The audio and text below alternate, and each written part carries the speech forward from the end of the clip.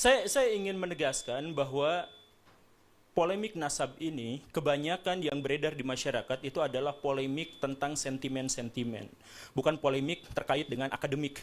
Jadi kalau misalkan kita mau jujur, dari jutaan orang di Indonesia yang sekarang berdebat, berdiskusi, saling menghujat satu sama lain terkait dengan nasab, berapa orang di antara mereka yang mampu mengakses kitab-kitabnya Kiai Imad dan mengakses kitab-kitabnya Robito Alawiyah? Sedikit sekali.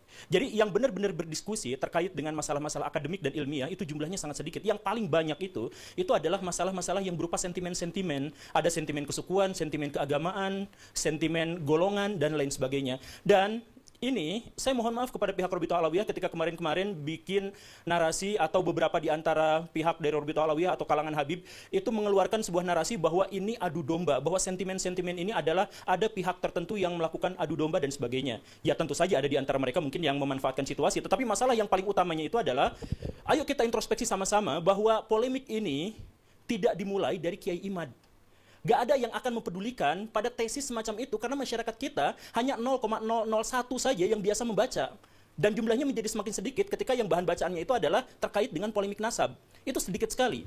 Yang Kiai Imad jangan dipahami sebagai orang yang pertama kali memunculkan polemik dan jangan dianggap sebagai orang yang mengadu domba antara orang-orang NU misalkan antara orang-orang Islam, bukan. Tapi beliau itu adalah orang yang menjadi pionir dari studi akademis. Jadi polemik ini munculnya dari mana? Saya mohon maaf. Dari orang-orang habaib. Coba misalkan saya berdiri, kamera tetap masuk ya. Saya ingin menyatakan seperti ini. Sebelum tahun 2000-an, habaib di Indonesia itu sudah ada. Orang-orang yang mengaku sebagai keturunan Nabi itu sudah ada. Dan profesi mereka sangat bervariasi. Status sosial mereka juga bervariasi. Ada dari tukang jualan parfum sampai menteri luar negeri, Indonesia punya yang levelnya habaib. Dan tidak ada kerusuhan, tidak ada polemik di antara itu semua. Yang tiba-tiba muncul adalah, saya mohon maaf ya, di awal reformasi muncul Pak Habib Rizik dengan FPI-nya. Pak Habib Rizik itu latarnya sebenarnya dari NU, tapi entah bagaimana ceritanya, di situ sudah mulai ada kisruh dengan NU yang lain. Ada FPI versus Banser. Kemudian ada kerusuhan, ada serangan di sini dan di sana dan sebagainya. Nah, ini memunculkan apa? Di antara kaum muslimin itu memunculkan satu pikiran bahwa saya tuh gak setuju dengan Habib Rizik, saya tuh gak setuju dengan gerakan-gerakannya yang radikal, saya tuh gak setuju ketika kaum muslimin terlibat dalam percekcokan yang begini dan begitu. Banyak di antara kaum muslimin yang tidak setuju itu, tapi kemudian apa? Mereka tidak berani melawan, tidak berani menentang karena itu kan Habib. Ini kan keturunan Nabi. Jadi pada waktu itu ada dilema, ada polemik sebelum polemik itu menyeruak ke media, polemik di dalam hati kaum muslimin bahwa kami sebenarnya ingin menentang, ingin mengkoreksi pernyataan-pernyataan dari Pak Habib Rizik. Tapi kami gak berani karena itu adalah keturunan Nabi. Jadi di sini ada penghormatan yang sangat besar terhadap kaum muslimin, terhadap nabinya, terhadap junjungannya, tetapi di sisi lain ada orang yang mengklaim ini adalah keturunan Nabi dan kontroversial. Kita nggak bahas dulu soal apakah Pak Habib Rizik itu benar atau salah, kita nggak bahas itu. Kita bahas bahwa Pak Habib Rizik memunculkan polemik pada waktu itu, terkait dengan masalah toleransi, terkait dengan masalah FPI, terkait masalah hal yang semacam itu. Dan setengah dari kaum muslimin, anggaplah ya, data kasarnya adalah setengah dari kaum muslimin kemudian tidak setuju dengan ini, tapi mereka tidak melakukan apa-apa. Ketidakberanian, takut kualat, ini keturunan Nabi. Dan kemudian ketika Pak Habib Rizik agak turun dengan cerita-cerita dan drama-drama di media masa itu, muncul sesuatu yang lebih besar. Pak Habib Bahar bin Smith melakukan persekusi dan kekerasan, intimidasi terhadap orang lain, lisan maupun perbuatan, dan itu direkam, dipublikasikan kepada media-media mainstream di Indonesia. Dampaknya apa? Balik lagi, ini mana ada keturunan Nabi seperti ini, kami merasa malu, merasa jengkel, merasa takut, merasa terintimidasi. Saya harus katakan begini Baraya, kenapa yang datang ke diskusi ini cuman saya? Dan saya katakan, lebih dari setengah kolom komentar yang jumlahnya ribuan di satu video saya itu meminta saya untuk tidak hadir dalam acara ini. Kenapa? Saya mohon maaf, dalam konteks ini pihak Robito Alawiyah gagal untuk menyampaikan keamanannya kepada orang lain. Pihak orang-orang dari kalangan habaib gagal untuk menunjukkan bahwa kami itu baik, rahmatan lil alamin, soleh, tulus, ikhlas, baik hati, siap mentraktir. Gagal untuk menyampaikan itu ke publik karena yang ditampilkan itu apa? Kekerasan atas nama habaib, bahwa kami itu boleh melakukan persekusi. Bahkan Pak Habib Bahar bin Smith di pengadilan, ketika beliau sedang diadili, kemudian ada saksi dan kemudian beliau mengatakan, kamu tahu nggak siapa saya? Saya adalah keturunan Nabi. Kalau kakek saya begini, kamu tahu kakek saya seperti ini, kenapa kamu memberatkan? Kamu membuat kesaksian yang memberatkan pada saya. Itu kan sebenarnya menyakiti kaum muslimin. Karena ada orang yang melakukan kekerasan atas nama Nabi, diadili tapi minta privilege. Siapa yang melakukan itu? Golongan habaib. Kalau misalkan kemudian tiba-tiba muncul bahwa kami sekarang sedang diadu domba antara kelompok ini dengan kelompok itu, bukan. Mungkin ada adu domba, tapi itu belakangan.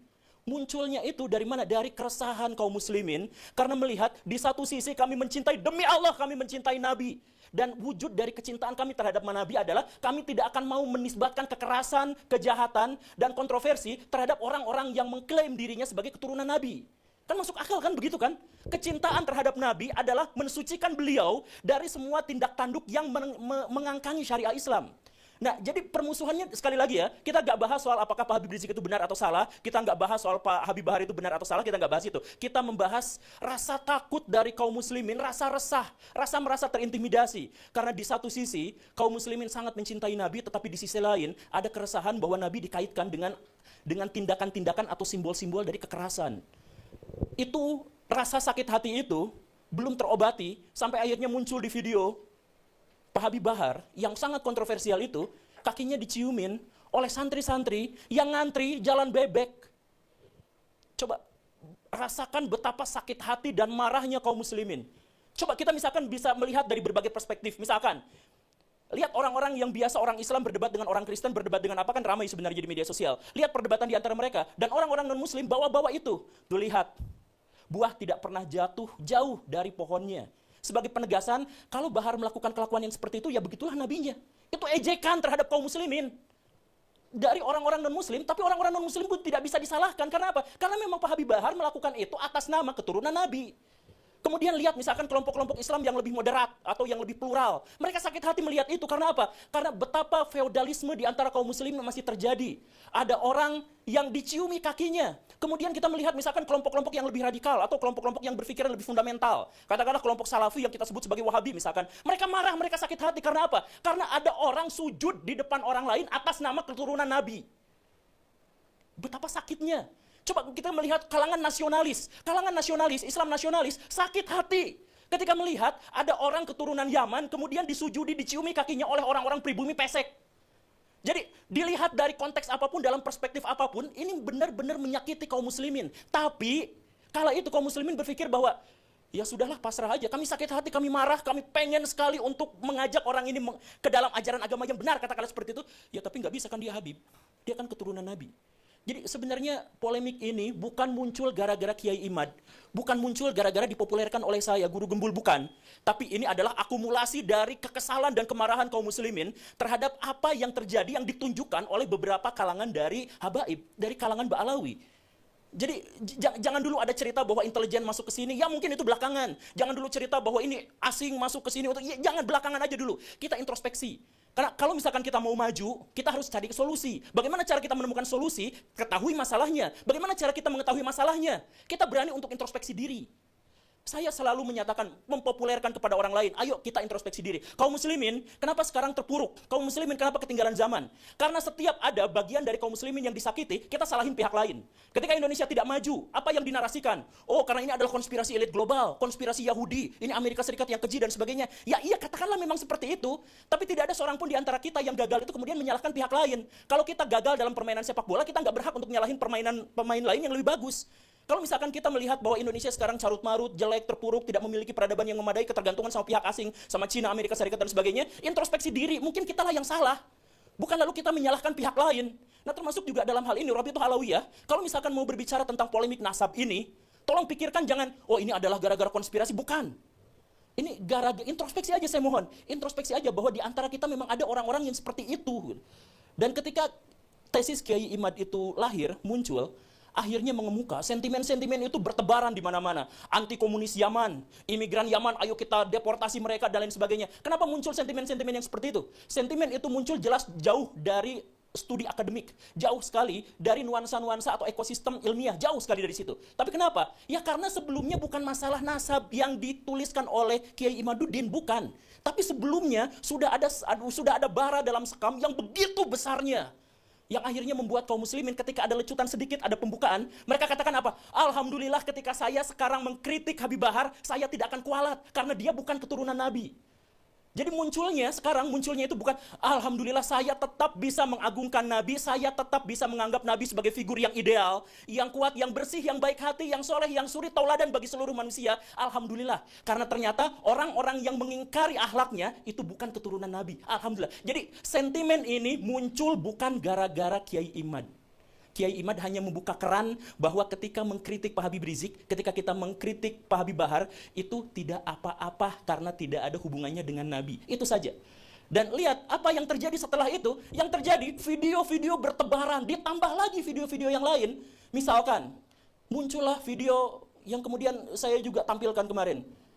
Ada Habib yang mengatakan, bangsa ini bisa menjadi bangsa yang kuat, yang teguh, tidak kena bencana dan sebagainya, karena mencintai para habaib, kan beliau Habib, Pak Novel Al-Idrus. Kemudian dikatakan, siapa yang berani mengkritik, mengkoreksi Habib, maka dia seperti iblis. Itu pernyataan tekstual, harfiah, literlaksnya seperti itu. Jadi bayangkan, kaum muslimin makin marah dengan adanya video itu. Kenapa marah? Karena mereka mencintai Nabi.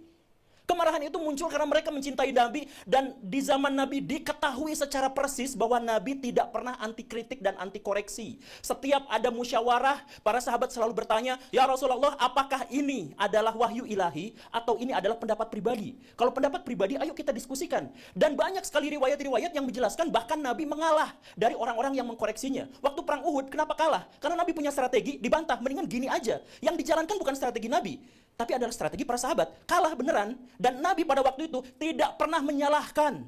Demi Allah, tidak menyalahkan para sahabat yang mengusulkan strategi itu. Artinya apa? Ya, Nabi ikut musyawarah itu, Nabi kalah dalam perdebatan dan diskusi itu, kemudian setelah itu, ya sudah dibiarkan, dianggap sebagai bagian dari keputusan bersama. Ketika kalah, Nabi tidak pernah menyalahkan mereka semua. Ini Nabi. Lalu tiba-tiba muncul orang yang mengklaim sebagai keturunan Nabi, tiba-tiba mengatakan, kalau ada orang yang mengkoreksi habaib, maka mereka itu adalah iblis, atau serupa dengan iblis. Pak Novel Al-Idrus. Itu videonya sudah viral, saya yakin banyak di antara orang-orang di sini juga sudah melihatnya. Nah, kalau misalkan dari Ba'alawi tidak menyaksikan itu, tidak apa-apa. Kalau misalkan di antara Ba'alawi, di antara orang-orang itu lepas tangan dengan itu, ya nggak apa-apa. Tapi pahamilah bahwa kisruh ini, polemik ini, bukan dimulai dari adanya gerakan-gerakan intelijen untuk memecah belah kaum muslimin. Sekali lagi, kalaupun itu memang ada, jangan kita jadikan sebagai alasan untuk mencari kesalahan. Jadi, kalau misalkan saya melakukan perzinahan, saya bersumpah saya tidak akan nyalahin setan. Emang kerjaan setan itu untuk membisiki saya untuk melakukan kemaksiatan. Kan begitu. Jadi kalau misalkan kita dipecah belah, jangan salahkan pihak yang memecah belah. Orang kerjaan mereka seperti itu. Salahkan diri kita kenapa kita bisa dipecah belah. Dan lagi-lagi ini jauh dari sentimen akademik. Makanya kalau misalkan kita ngadain debat publik misalkan yang seperti ini, saya pastikan, saya berani bilang, kalau misalkan kita mengadakan debat publik sampai 100 kali di berbagai universitas terkemuka, polemik ini nggak akan berakhir. Satu-satunya cara untuk mengakhiri adalah, yuk introspeksi sama-sama, hentikan narasi-narasi di media sosial terkait dengan privilege dan penghinaan terhadap orang-orang yang dianggap suci dan orang-orang yang dianggap bersih di Indonesia di luar Ba'alawi. Coba, misalkan Baraya di sini, saya minta maaf, tapi coba langsung rasakan bagaimana sikapnya ketika ada orang yang mengatakan seperti ini. Sorbannya kiai-kiai itu derajatnya ada di bawah kaki dari Habib, bahkan ketika Habib itu penzina, tukang narkoba, tukang mabok. Ada narasi seperti itu disebutkan, dipopulerkan oleh kalangan mereka sendiri. Jadi ketika polemik ini mengemuka, mereka langsung ngomong, jangan tetap jangan kritik habaib, karena sorbannya, pecinya, kiai-kiai itu derajatnya lebih rendah daripada kakinya Habib-Habib Ba'alawi itu, yang tukang narkoba, yang tukang zina, tukang maksiat. Coba, orang kampung belajar Iqra. Orang kampung waktu kecil itu belajar tentang akidah, belajar tentang sejarah dari ustadz, dari kiai yang sangat mereka cintai. Lalu ada cerita bahwa kiai mereka derajatnya di bawah kaki habaib tukang narkoba. Rasakan bagaimana sakit hatinya mereka ketika mendengarkan narasi yang seperti ini.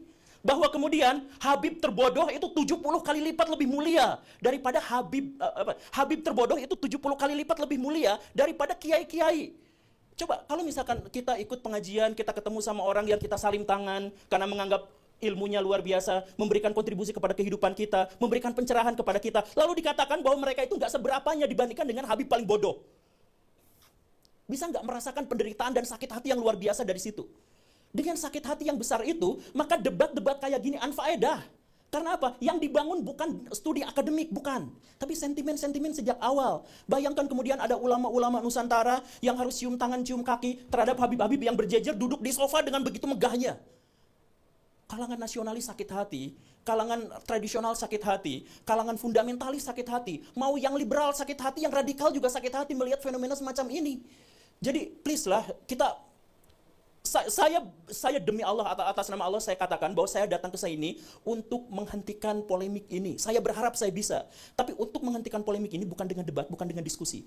Tapi ayo kita sama-sama hentikan yang seperti itu. Kemudian kemarin Pak Fikri Syahab mengatakan kepada saya bahwa kami sebenarnya lepas tangan terhadap kelompok-kelompok habaib yang seperti itu. Karena kami adalah ormas penulis nasab saja.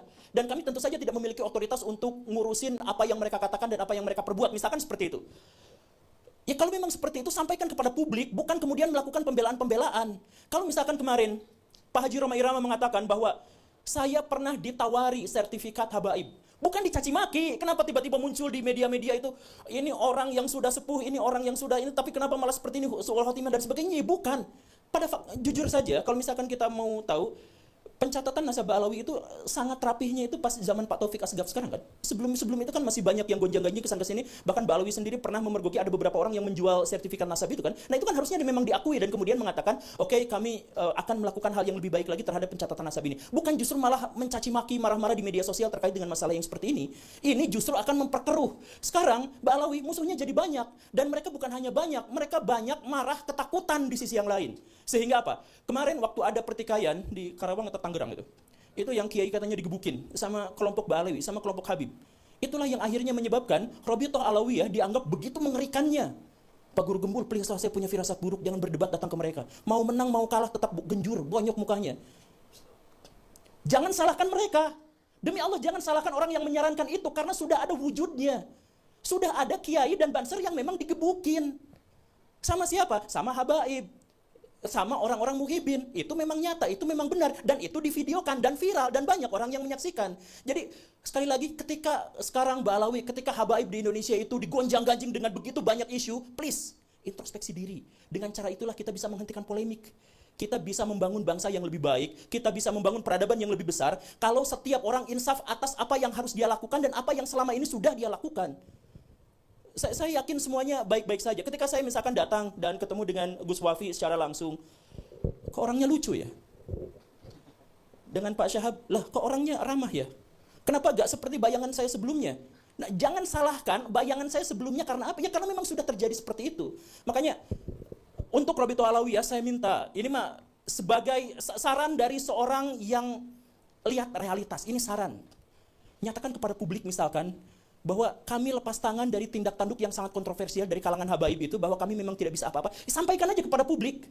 Kalau misalkan kemudian Gus Wafi mengatakan di videonya bahwa ini sebenarnya gara-gara ada habib-habib dari kalangan muda yang ilmunya belum banyak, tapi kemudian ini bukan sesederhana itu. Kalau misalkan 1-2 habib mungkin seperti itu, tapi kalau misalkan banyak, ini mungkin ada masalah kaderisasi. Jadi mungkin Pak Habib Bahar dan lain sebagainya itu, sejak dia umur 4 tahun, sejak dia melihat dunia, kakinya sudah dicium, tangannya sudah dicium, apa-apa sudah dilayani. Sehingga dia menjadi korban dari otoritas palsu yang dia rasakan selama ini. Mungkin saja. Jadi kaderisasi dalam hal ini, kemudian pendidikan dalam hal ini, sejak awal mari kita perbaiki sama-sama. Sekali lagi ya, kritik saya ini di depan Rabithah ini bukan karena kebencian, bukan karena apa. Tapi ayo kita perbaiki sama-sama agar polemik ini selesai.